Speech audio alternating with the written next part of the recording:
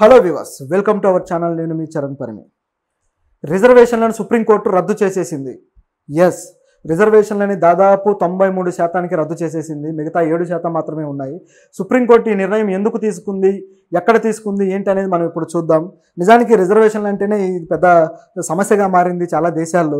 అంటే రిజర్వేషన్ కొన్ని దేశాల్లో, ఇప్పుడు మనలాంటి దేశాల్లో పరిస్థితి ఏంటంటే మనకి కుల వివక్ష కావచ్చు, ఇలాంటి కొన్ని విషయాల్ని ఖండించడం కోసం, సామాజికంగా అన్ని వర్గాలు ఒక స్థాయిలో లేవు కాబట్టి వీటిని బ్యాలెన్స్ చేయడం కోసం తీసుకువచ్చింది.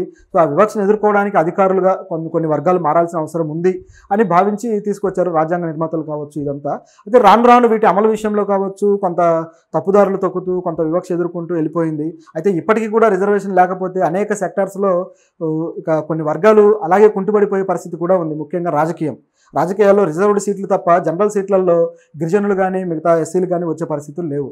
సో ఇలాంటి పొజిషన్ ఉందంటే సామాజికంగా ఇంకా ఎదగాల్సిన పరిస్థితి ఉంది. వీళ్ళు ఎదగలేదు, ఏదో రిజర్వేషన్ కింద ముష్టేస్తే తీసుకునే పరిస్థితి మాత్రమే ఉంది అనేది మనకు కనిపిస్తూ ఉంది. సో ఇలాంటి పొజిషన్లో ఉన్న రిజర్వేషన్లు కూడా తీసేసింది. అయితే రిజర్వేషన్లు తీసేయటం వల్ల చాలా మేలు జరిగే అవకాశం కూడా ఉంది కొన్ని వర్గాలకి. ఆ వర్గాలు ఏంటంటే కొన్ని వర్గాలు కాస్త పేదరికంలో ఉండి, కొన్ని వర్గాలు సరైన అవకాశాలు అందుకోలేని పొజిషన్లో ఉన్న వాళ్ళకు మేలు జరిగే అవకాశం అయితే ఉంది. అయితే ఈ రిజర్వేషన్లు తీయడం మన దేశానికి సంబంధించి ఇది సాధ్యమైందా, సడన్గా ఇది ఎందుకు వచ్చిందో మీకు డౌట్ రావచ్చు.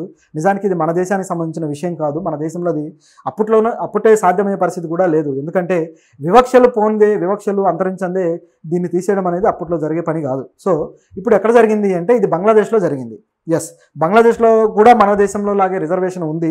దాదాపు 56% రిజర్వేషన్ వాళ్ళ దేశంలో అనేక కేటగిరీస్కి అప్లై చేసి ఉన్నారనమాట. అయితే ఇప్పుడు దీన్ని అక్కడ సుప్రీంకోర్టు బ్యాన్ చేసింది. దాదాపు 93% రిజర్వేషన్ తీసేసి కేవలం 7% రిజర్వేషన్ మాత్రమే పెట్టింది. సో ఎందుకు ఇలా చేశారు అని ఆలోచిస్తే గత కొద్ది రోజులుగా కూడా బంగ్లాదేశ్లో ఒక పెద్ద ఉద్యమం జరుగుతుంది. అది కూడా విద్యార్థులు చేస్తున్న ఉద్యమం. దీనికి ఒక పొలిటికల్ లీడర్ లేడు, పొలిటికల్ సిస్టమ్ లేదు, ఏం లేదు. కానీ విద్యార్థులు మాత్రమే యూనివర్సిటీల నుంచి బయటకు వచ్చి ఉద్యమాలు చేస్తున్నారు. ఢాకా నగరం కావచ్చు, మిగతా కొన్ని నగరాలు అట్టుడికిపోతున్నాయి. సో మన దేశానికి సంబంధించి ఎంబసీ కూడా భారతీయులు జాగ్రత్తగా ఉండండి అని చెప్పేసి చెప్పడం కూడా జరిగింది. అలాగే మన దేశం నుంచి చాలామంది విద్యార్థులు బంగ్లాదేశ్ వెళ్ళి చదువుకుంటున్న వాళ్ళు కూడా ఉన్నారు. ఎస్, ఇలా చాలామంది ఉన్నారు. అయితే ఈ పరిస్థితుల్లో బంగ్లాదేశ్ విద్యార్థులు ఇట్లా ఉద్యమం చేయడము కొద్ది రోజుల నుంచి జరగడము, అయితే ఈ రిజర్వేషన్ తీసేయాలని చెప్పేసి పోరాడుతున్నారు. ఏ రిజర్వేషన్ గురించి పోరాడుతున్నారంటే వాళ్ళు సైనికులకు సంబంధించిన రిజర్వేషన్లు. గతంలో బంగ్లాదేశ్ విమోచన ఉద్యమం ఏదైతే ఉందో, లిబరేషన్ వార్, ఆ వార్లో పాల్గొన్న సైనికులు ఉన్నారు కదా, ఆ సైనికుల కుటుంబాల పిల్లలకి వాళ్ళు రిజర్వేషన్ ఇవ్వడం జరిగింది. ఈ రిజర్వేషన్ని తీసేయాలి అని చెప్పేసి కొద్ది రోజుల నుంచి కూడా బంగ్లాదేశ్ యువత పోరాడుతూ వస్తున్నారు. ఎందుకంటే అది 71లో అది అయిపోయింది. తర్వాత బంగ్లాదేశ్ స్వాతంత్రం తెచ్చుకోవడం జరిగింది. సో ఇదంతా ఒక చరిత్ర. అయితే వాళ్ళకి ఇవ్వడంతో వీళ్ళు అవకాశాలు కోల్పోతున్నారంటూ భావించారనమాట. దాంతో అడిగారు. అయితే బంగ్లాదేశ్ ప్రధాని షేక్ హసీనా మాత్రం ఆవిడ ఒప్పుకోలేదు, ఖచ్చితంగా ఉండి తీరాల్సిందే అని పట్టుబట్టారు. అయితే ఇది బాగా ముదిరి దాదాపు 130 మంది చనిపోయారు. సో ఇంతమంది చనిపోవడంతో పోలీసులు ఎక్కడికక్కడ 144 సెక్షన్లు పెట్టడము, కాస్త అరాచకం నెలకొంది. ఇంత జరిగేసరికి ఇక లాభం లేదు అని చెప్పేసి వీళ్ళు ఆ వ్యాఖ్యలు వెనక్కి తీసుకోవాల్సి వచ్చింది. అట్లాగే దీనికి సంబంధించి సుప్రీంకోర్టులో కూడా దీనికి తీర్పు రావాల్సి వచ్చింది. నిజానికి మొట్టమొదటి ఉద్యమం మొదలైందో ఒక 2 విద్యార్థులు సుప్రీంకోర్టులో దీని గురించి పిటిషన్ వేశారనమాట. సో పిటిషన్ వేయడంతో అది కొద్దిగా చిలికి గాలివారైనట్టుగా చాలా పెద్దగా అయిపోయింది, పెద్ద ఉద్యమంగా రూపాంతరం చెందింది. అయితే ఇప్పుడు వీళ్ళకి విద్యార్థులకు కూడా ప్రతిపక్ష పార్టీ కూడా సపోర్ట్ ఉంది, బంగ్లాదేశ్ ప్రతిపక్ష పార్టీ. సో దాంతో వీళ్ళు గట్టిగా పోరాడగలిగారు. మొత్తానికి ఇది వెనక్కి తీసుకున్నారు. ఇంకా మిగిలింది ఏంటంటే ఆ 7% రిజర్వేషన్లు ఎవరైతే ఉన్నాయో వాళ్ళు దివ్యాంగులు, అట్లాగే కొంత మహిళల రిజర్వేషన్లు, అవి ఇవి కొన్ని కలిపి 7% రిజర్వేషన్లు ఉన్నాయి. మరి ఇప్పుడు 97%, ఈ 93% రిజర్వేషన్లు వచ్చాయి కదా, మరి దీనికి మేలు జరుగుతుందా అంటే మరి జరుగుతుందో లేదో తెలీదు. ఎందుకంటే అక్కడ నిరుద్యోగిత పరిస్థితి, దాంతోపాటు ఉద్యోగాల కల్పన పరిస్థితి ఎలా ఉందో చూడాలి. ఇప్పుడు కొన్ని దేశాల్లో రిజర్వేషన్ లేనంత మాత్రాన అన్ని ఉద్యోగాలు వచ్చేస్తాయని కాదు. అక్కడ 10 ఉద్యోగాలు ఉంటే ఇక్కడ ఉద్యోగ ప్రయత్నాలు చేసేవాళ్ళు అభ్యర్థులు 1000 మంది ఉంటున్నారు. సో ఒక 10 మందికి ఇందులో ఉద్యోగాలు వస్తాయి. ఆ మెరిట్ ఎవరైతే ఉందో, మిగతా 990 మంది పరిస్థితి ఏంటి? వీళ్ళందరూ నిరుద్యోగంలో ఉన్నట్టే కదా. అంటే నిరుద్యోగిత శాతం కేవలం 1% తగ్గుతుంది, మిగతా % తగ్గదు. సో దీన్ని ఎలా మళ్ళీ తిరిగి చేయాలి అంటే మళ్ళీ ఉద్యోగ అవకాశాలు క్రియేట్ చేయాలి. అప్పుడే తగ్గుతుంది. అప్పుడే మాత్రమే ఈ రిజర్వేషన్లు ఉన్నా వాల్యూ ఉంటుంది, లేకున్నా కూడా వాల్యూ ఉంటుంది.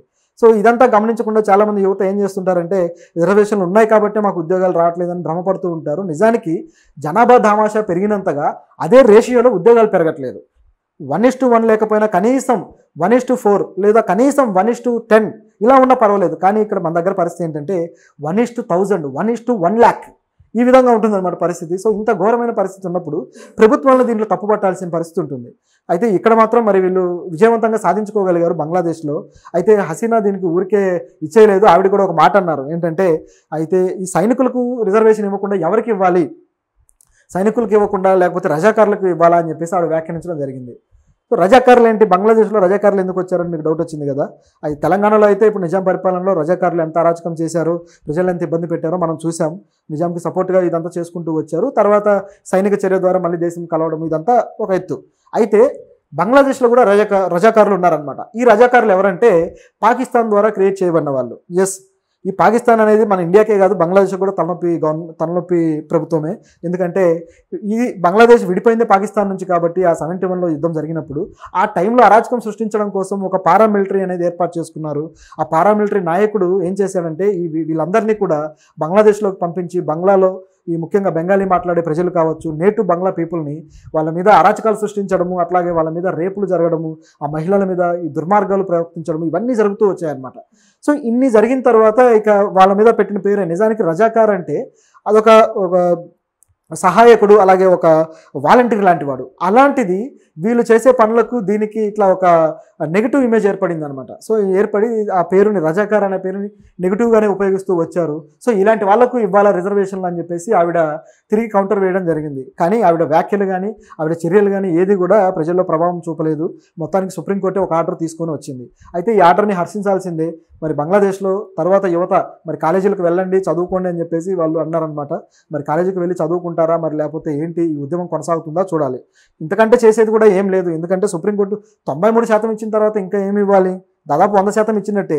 మిగతాదా దివ్యాంగులకు కూడా అవసరం కదా. మరి వాళ్ళకి అవకాశాలు అందుకోవాలంటే అన్ని సెక్టర్స్లోనూ సాధ్యం కాదు. ముఖ్యంగా పోలీస్ సెక్టర్లో సాధ్యమవుతుందా, అవ్వదు. ఈ ఫిజికల్ యాక్టివిటీస్కి సంబంధించి ఏదైతే ఉందో ఇవన్నీ కూడా దివ్యాంగులకి సాధ్యం కాదు. కాబట్టి వాళ్ళకి ఆ అవకాశం కల్పించాలి. వేరే సెక్టర్స్లో కొంత రిజర్వేషన్ అదంతా ఉండటం వల్ల వాళ్ళకు మేలు జరుగుతుంది. సో ఇది ఒక బ్యాలెన్స్డ్గా సుప్రీంకోర్టు నిర్ణయం తీసుకుంది.